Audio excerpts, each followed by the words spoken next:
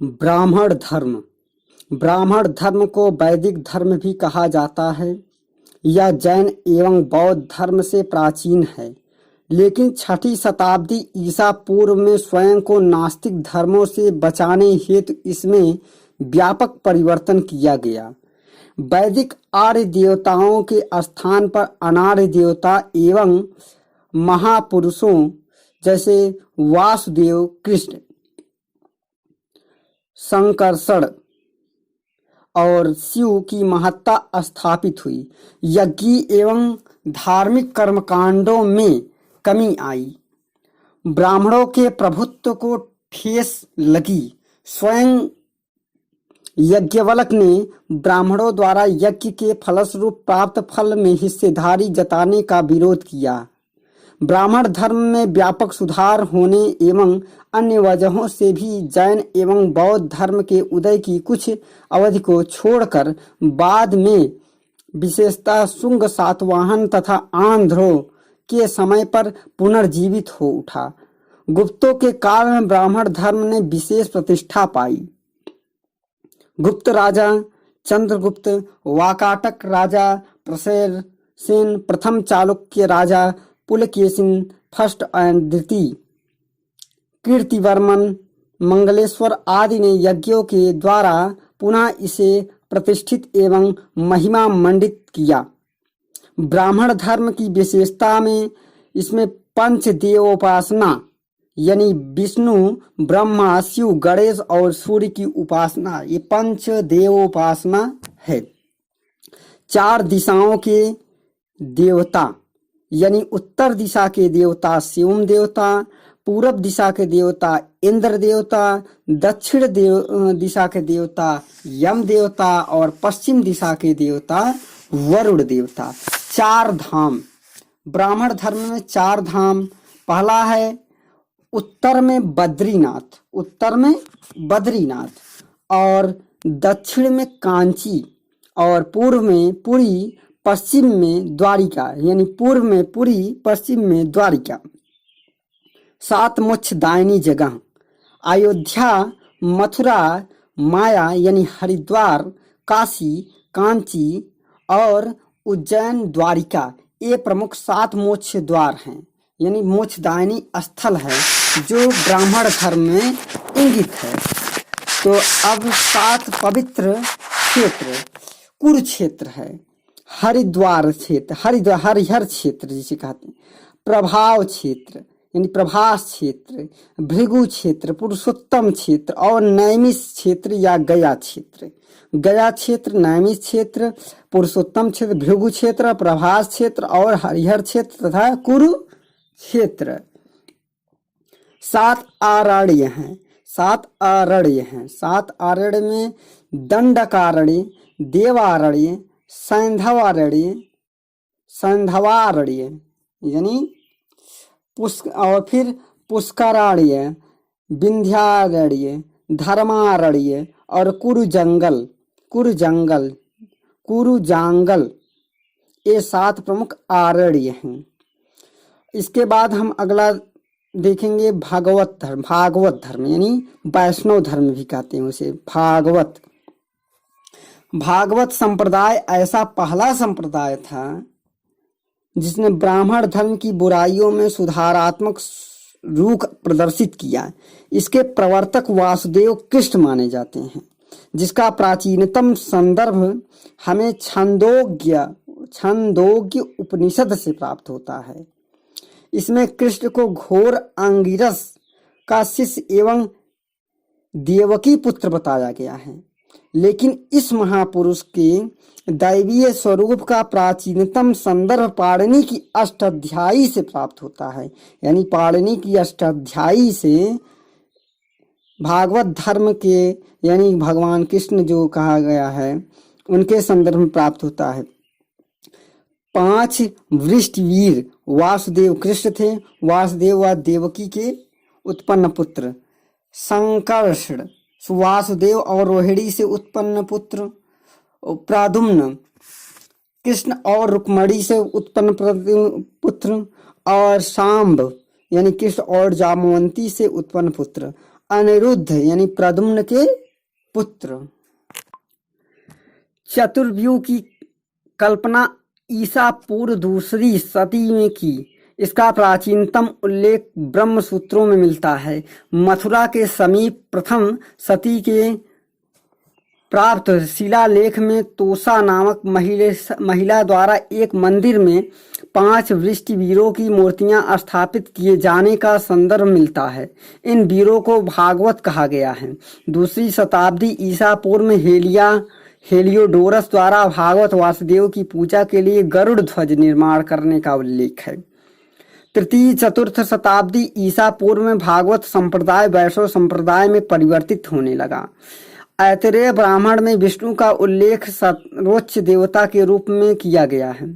भगवान भागवत संप्रदाय की वैष्णव धर्म में रूपांतरण में अवतारवाद के सिद्धांत की प्रमुख भूमिका रही है, जिसका सर्वप्रथम स्पष्ट उल्लेख भगवत गीता में मिलता है। जब कृष्ण विष्णु का तात्पात्म नारायण में स्थापित हुआ तो वैष्णव धर्म पांचरत्न धर्म कहलाने लगा। नारायण को यज्ञ का प्रतिरूप माना जाता है। इसका प्रथम उल्लेख ब्राह्मण ग्रंथों में है। पांचरत्न व्यूह के प्रमुख देवता निम्नलिखित हैं: वासुदेव, लक्ष्मी, संकर्षण, प्रद्युम्न, अनिरुद्ध। अहंकार प्लस अनिरुद्ध, बुद्धि प्लस प्रद्युम्न, सर्वोच्च व्यूह प्लस वासुदेव और प्रकृति प्लस संकर्षण। नारायण का सर्वप्रथम उल्लेख सातपथ ब्राह्मण में मिलता है। यानी मेगास्थनीज की कृष्ण को हेराक्लीज कहा गया है। मेगास्थनीज ने कृष्ण को हेराक्लीज कहा है। कुषाण कालीन शासकों जैसे हुइस्क तथा वासुदेव ने वैष्णव धर्म अपनाया कुषाण कालीन में। इस प्रकार हम देखते हैं कि गुप्त काल में यह नौ वैष्णववाद यानी गुप्त काल में 9 वैष्णववाद के रूप में स्थापित हुआ। लक्ष्मी एवं शिव को अवधारणा इसी काल से संबंधित है। लक्ष्मी और शिव को कब से अवधारणा हुई? गुप्त काल से। गुप्त काल के बाद हर्ष एवं राजपूत काल में भी यह धर्म प्रमुखता में रहा। चंदेल राजाओं ने खजुराहों में विष्णु के कई मंदिर बनवाए। इस काल में विष्णु मूर्तियां चतुर्भुज हैं यानी 4 भुजाओं वाली। विष्णु के 10 अवतारों का भी प्रचलन हुआ। संगम साहित्य में पता चलता है कि ईसा की प्रथम सदी में यहाँ तमिल प्रदेश का एक महत्वपूर्ण धर्म था। तमिल प्रदेश में वैष्णव धर्म का प्रचार प्रसार अलवर संतों द्वारा किया गया। इसकी संख्या 12 थी। इसका आविर्भाव 7वीं से 9वीं शताब्दी के मध्य हुआ। प्रमुख अलवर संत हैं पोयगई, मुंडम पे, तिरुमंगलई और तिरुमंगई, तिरुमलिसई और नमनलावर। मधुर कवि आंडाल एकमात्र महिला। शैव धर्म में भी हम देखते हैं शैव धर्म को प्राचीनतम प्रागैतिहासिक काल तक जाती है। सिंधु सभ्यता के एक स्थल मोहनजोदड़ो से एक मुद्रा पर पद्मासन में विराजमान एक योगी का चित्र प्राप्त हुआ है। ऋग्वेद में उन्हें भव, सर्व, पाशुपत यानी पशुपत, भूपत आदि कहा गया है तथा इन्हें व्रत्यों का स्वामी कहा गया है। उपनिषद काल में इनकी प्रतिष्ठा में वृद्धि हुई। यूनानी राजदूत मेगास्थनीज डायोनोसस के नाम से शिव पूजा का उल्लेख करता है। मौर्य युग में भी शिव पूजा प्रचलित थी। कौटिल्य ने नगर के मध्य में शिव सदन स्थापित करने को कहा है। लिंग के रूप में शिव पूजा का प्रसार गुप्त काल में हुआ। फेन सांग लिखता है कि वाराणसी शैव धर्म का प्रमुख केंद्र था, जहां उनके 100 मंदिर थे। पल्लव काल में शैव धर्म का प्रचार प्रसार नायनारों द्वारा किया गया। इनकी संख्या 63 थी। इनके भक्ति गीतों को एक साथ देवरम में संकलित किया गया। प्रमुख नायनार संत हैं अपार, तिरुज्ञान, संबंदर, सुंदरमूर्ति, मणिक्कवाचार्य, शैव धर्म के प्रमुख संप्रदाय। कालांतर में शैव धर्म के कई संप्रदाय बन गए। मुख्य संप्रदाय निम्न हैं। पाशुपत संप्रदाय शैव धर्म का सबसे प्राचीन संप्रदाय है। इसके अनुयायी पंचार्थिक कहलाते थे। इसके प्रवर्तक लवलाकुलिस थे। इनका उदय दूसरी शती ईसा पूर्व के में गुजरात में हुआ। इस संप्रदाय के लोग हाथ में लंगूट तथा दंड धारण करते थे। लवकुलिस का जन्म कायावरोहण में हुआ था। इनके 3 अंग हैं: पति, स्वामी, पशु, आत्मा तथा पास बंधन।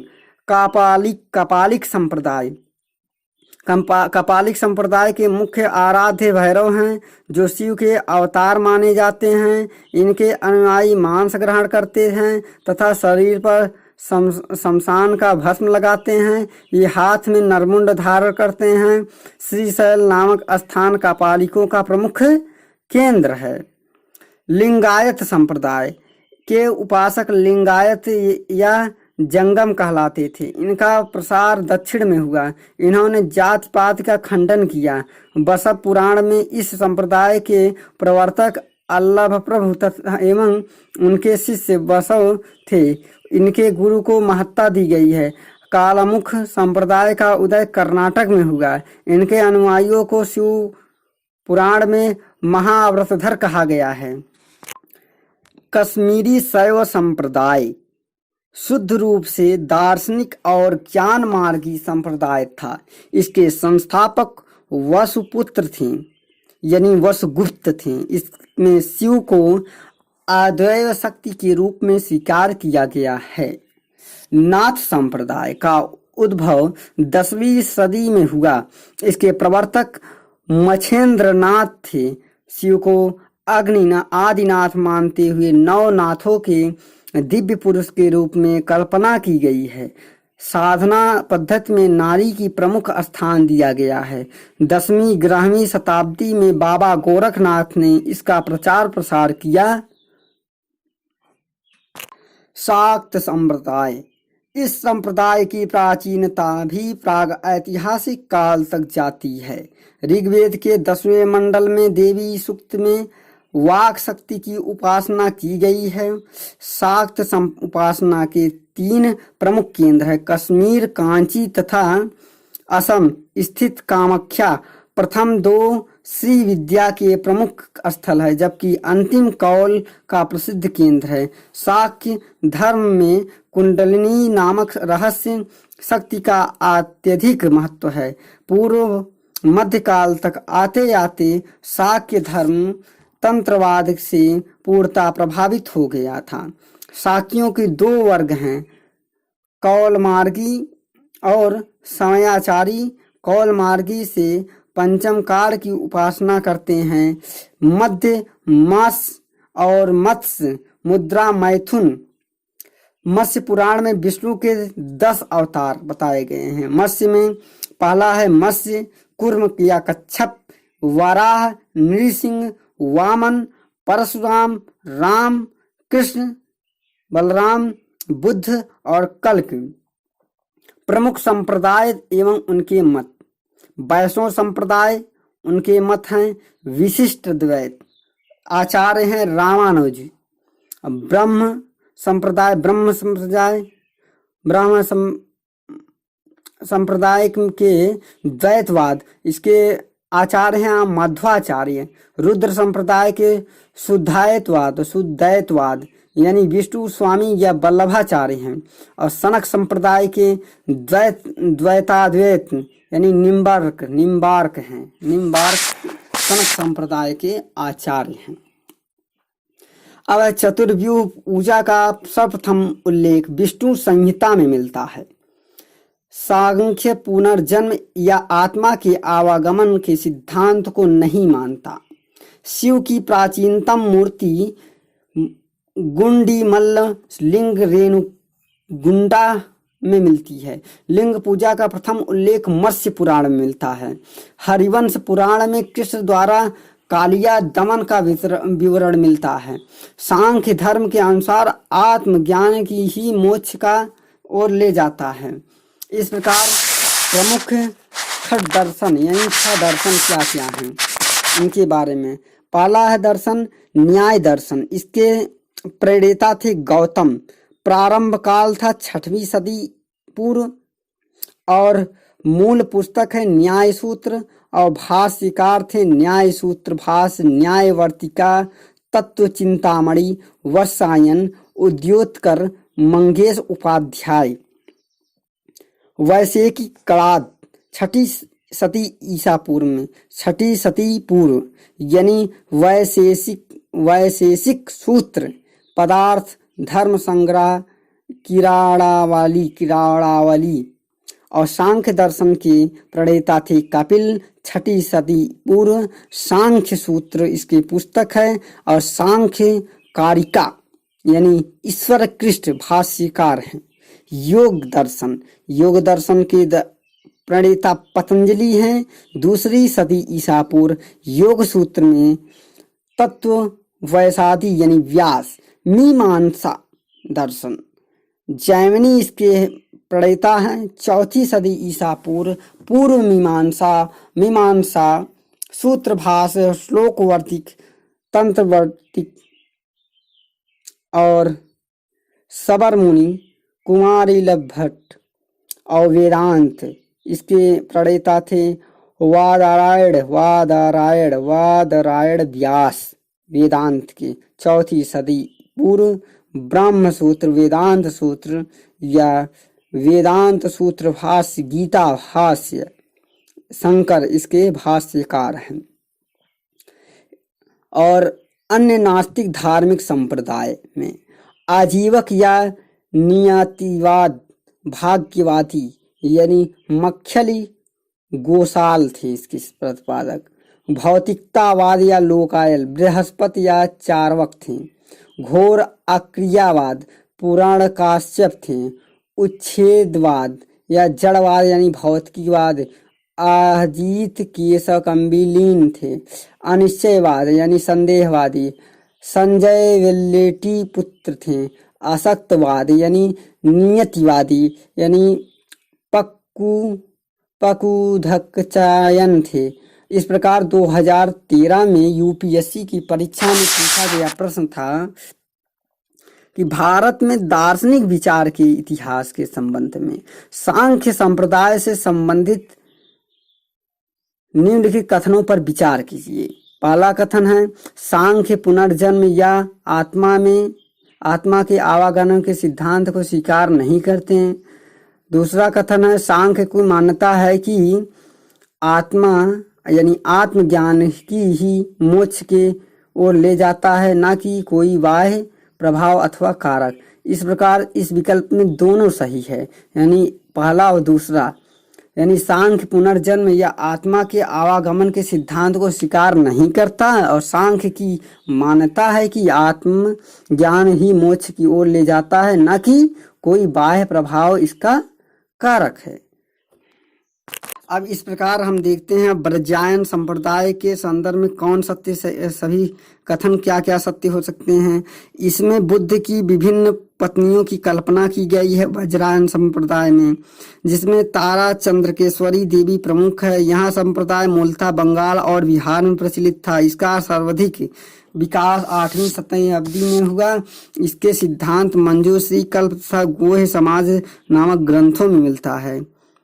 और अब कह रहा है कि अवधि इसमें संवर जो थे, संवर जीव की ओर कर्म का प्रवाह कर रुकना, निर्जरा जीव के में व्याप्त कर्म समाप्त होना और केवल ज्ञान यानी सर्वोच्च ज्ञान।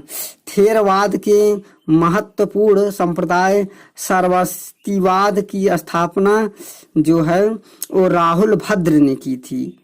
राहुल भद्र ने थेरवाद के महत्वपूर्ण संप्रदाय सर्वस्तिवाद। और इस प्रकार कथा सरित सागर के लेखक हेम विजय हैं। न्यायवातार के लेखक दिवाकर हैं और प्रबंध कोश के लेखक राजशेखर हैं। इस प्रकार इसमें हम और जानते कालामुख संप्रदाय के अनुयायियों को शिव पुराण में महाव्रतधर कहा गया है। इस संप्रदाय के अनुयायी कपाल में भोजन, जल तथा सुरापान करते